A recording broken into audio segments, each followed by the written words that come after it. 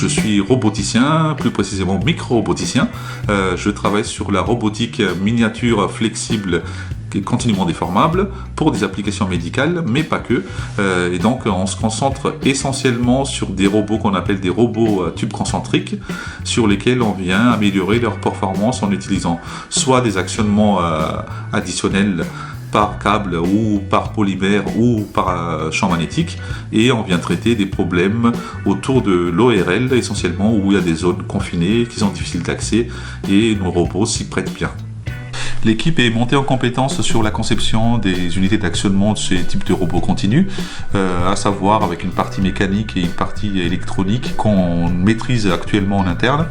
La fabrication des tubes sont également réalisées en interne pour produire ces tubes flexibles. On peut aussi voir le déploiement du robot composé de 2 tubes avec une unité d'actionnement piézoélectrique qui permet d'obtenir des grandes précisions, et l'actionnement distal par câble ici pour le robot dédié pour l'oreille.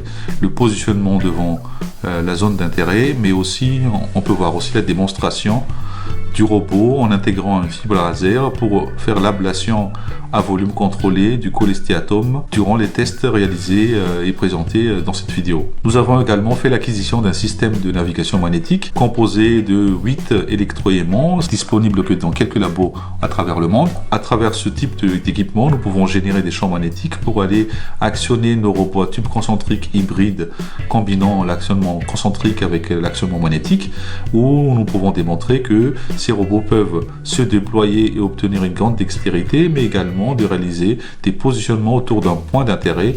Nous avons également travaillé sur des robots à base de verre.